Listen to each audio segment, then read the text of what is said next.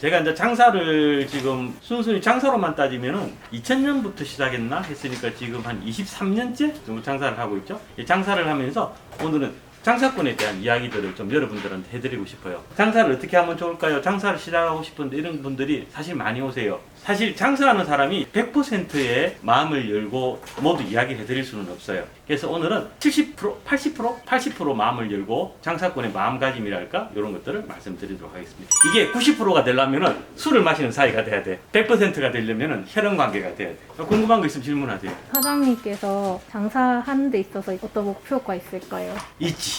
장사하는데 세 가지 크게 목표가 있어요. 첫 번째는 자영업으로서의 성공 신화를 만들고 싶어요.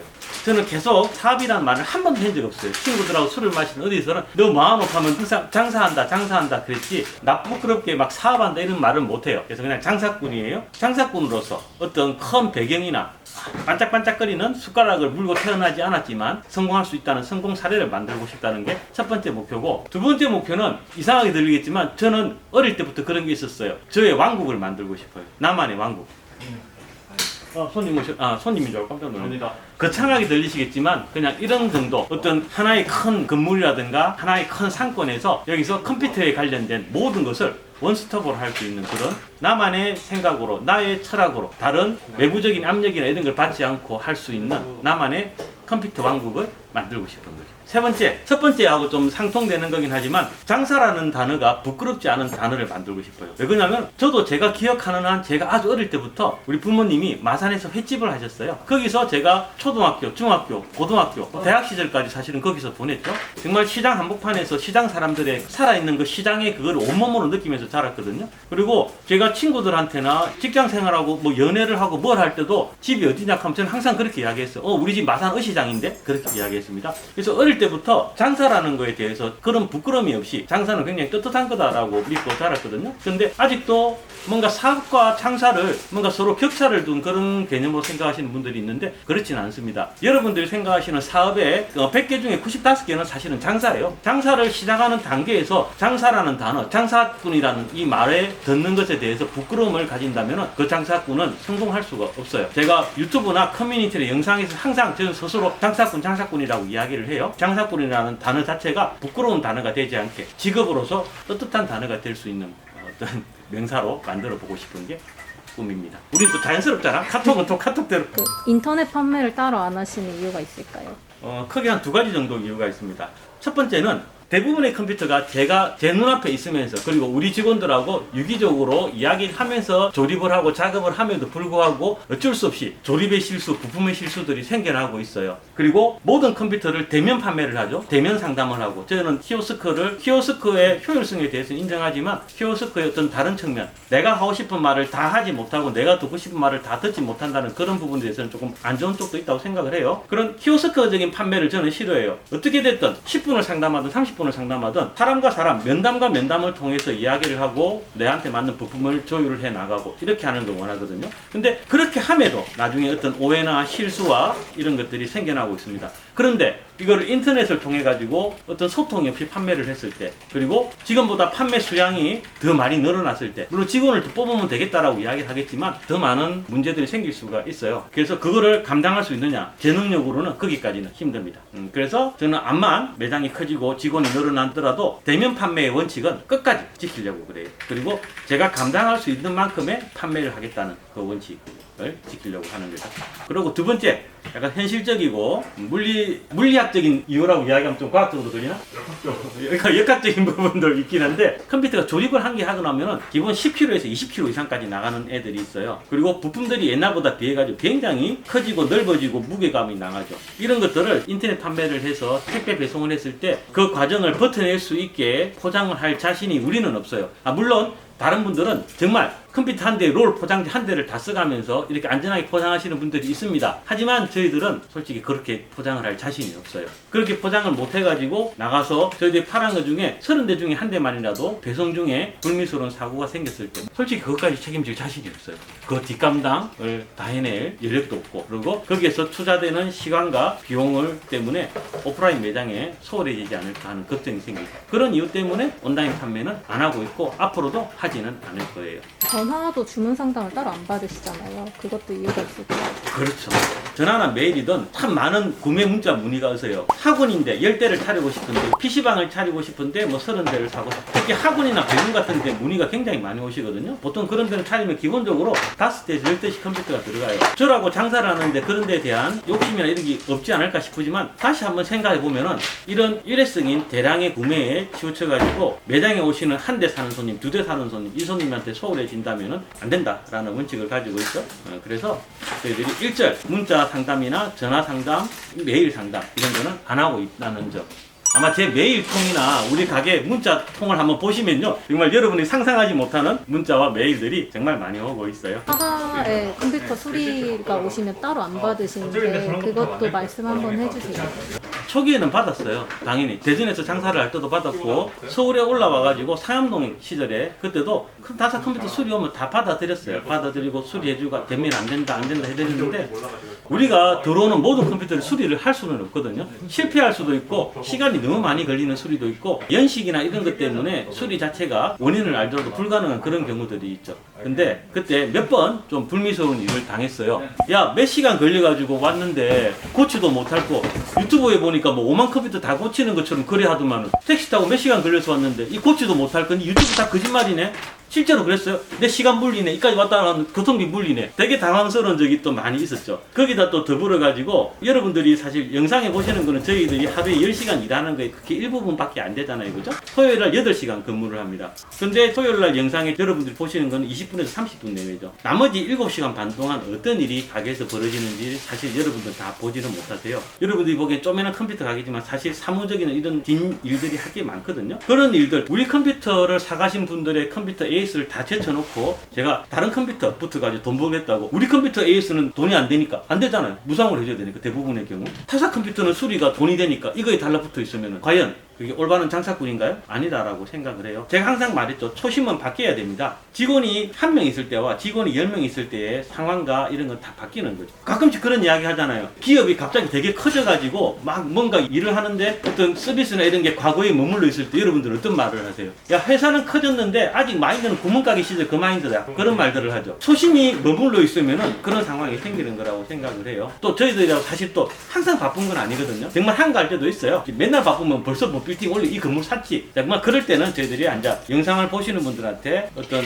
조심해야 할 사례가 되고 수리를 해야 되는 어떤 교부제적인 역할을 하겠다라고 싶을 때가 있어요. 그때는 저희들이 의도를 가지고 영상을 찍고 컴퓨터를 수리를 하지만, 대부분의 경우에는 지금 타사 컴퓨터는 도저히 받을 여력이 없다는 것을 좀 이해를 해주셨으면 좋겠습니다. 요일을 정해서 이제 타사 컴퓨터를 수리하려고 생각하신 적 있을까요? 그런 거에 대한 글들이 많이 올라와요. 그러면 네가 일주일 중에 하루나 이렇게 날짜를 정해서 타사컴 수리를 받으면 안 되겠냐, 이런 이야기들을 하시죠. 사실은 그거 굉장히 위험한 일이에요. 제가 예를 들어서 매주 목요일은 내가 타사컴 수리를 받겠다라고 하면, 자, 어떤 일이 생기겠냐? 어떤 일이 생길지 몰라요. 제가 공식적으로 영상에서 자, 매주 목요일은 타사 컴퓨터 수리하겠습니다 라면은 그날 50대가 들어올지 100대가 들어올지 몰라요. 그리고 또 어떤 일이 생길까요? 물리적으로 도저히 100대를 수리할 수는 없어요. 제가 정말 달라붙어서 한다고 그래도 다른 일 다 제쳐놓고 해도 4개가 한계거든요. 그러면 못 받고 간 95분은 뭐라고 하겠어요? 네가 오면 해준다며! 저는 그냥 사기꾼이 될 수밖에 없는 거예요. 다행히 잘못했네. 그렇죠. 제가 잘못하게 되는 거죠. 한 2달만 지나면은 이만큼 쌓여버릴 거예요. 그러면 저는 그때부터 장사 아무것도 못하고 매일매일 그거에 치여가지고 그것만 보고 있어야 되는 거죠. 왜 그냥 내가 말을 했으니까. 진짜 하루에 한 분만 타사 컴퓨터가 수리가 들어온다. 그럼 제가 하루에 한 대 뚝뚝뚝 해가면 돼요. 근데 그게 안 되잖아. 그죠? 그래서 그런 특정 요일만 뭐 타사 컴퓨터 수리를 뭐 받자라든가 이런 것들은 현실적으로 불가능한 부분이면 아마 뭐 다들 알고 계실 거라고 생각을 해요. 그럼 혹시 전화를 또 안 받는 이유는 뭘까요? 그렇죠. 장사꾼이 가게 전화를 없애고 전화를 안 받는다는 거는 이건 정말 치명적이에요. 그러니까 그런 거 좀 호텔 뷔페로 치면은 예약 전화를 안 받는 거야. 영화관으로 치면은 인터넷 예매를 안 받는 거지. 어찌 보면 굉장히 배짱 장사처럼 보일 거예요. 근데 이거 사연을 들어보시면은 여러분들 그런 생각을 못 하실 거예요. 우리가 대전에 있을 때는 당연히 전화를 받았고, 그때도 무지하게 전화가 많이 왔죠. 서울에 처음 상암동에 있을 때 전화로 협박을 굉장히 많이 받았어요. 그리고 영상에는 없지만 찾아와가지고 협박하는 사람들도 많았어요. 셀럽들하고 어느 연예인들 와서 이것도 같이 다 해주고 하지만은 나도 배우고 싶은데 왜 안 해? 전화 받는 말투가 마음에 안 든다.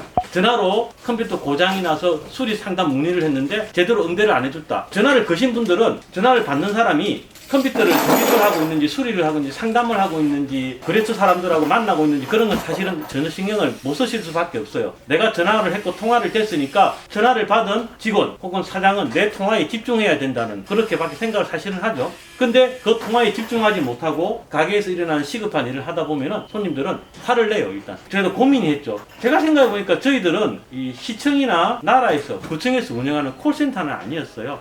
서비스 센터는 아니거든요. 저희들이 컴퓨터를 판매하고 그 판매를 AS를 하는 그런 어떤 정말 명확한 그런 목적이 있는 사기업이라는 말이 이상한 사적인 회사란 말이죠. 그런 사적인 영역에서 어떤 공적인 요구사항을 원하시는 분들이 실제로 있었어요. 많아요. 어떤 공익적인 니한테 산 건 아니지만 인터넷으로 유튜브로 유명하니까 나는 너에게 어떤 공익적인 도움을 받고 싶다. 그게 사실은 또 안 되잖아요. 그죠? 녹음 파일도 있어요. 그런 걸 공개를 할 수는 없어요. 어딘데 찾아가겠다. 가서 막 때려버린다. 많았어요. 진짜 많았어요. 저는 이제 나이가 있으니까 저한테 직접적으로 하는 사람들은 거의 없었지만 우리 직원들이 나이가 다 20대니까 조금 그래 보였나 보죠. 그러니까 직원들하고 통화를 하면 그런 일들이 부지 기수로 많았죠. 우리 직원들이 마음고생을 많이 했어요. 그런 거를 겪으면서 이게 내가 일반 전화를 계속 운영을 해야 되나 안 받을 수는 없잖아. 근데 그 와중에 그런 일이 있었어요. 2018년도 겨울인가 어디였나? 서대문구 쪽. 서대문구 쪽에 KT 화재가 났었던 적이 있어요. 그래서 그쪽 서대문 쪽, 상암동 쪽 해가지고 전화가 완전히 죽었던 적이 있었어요.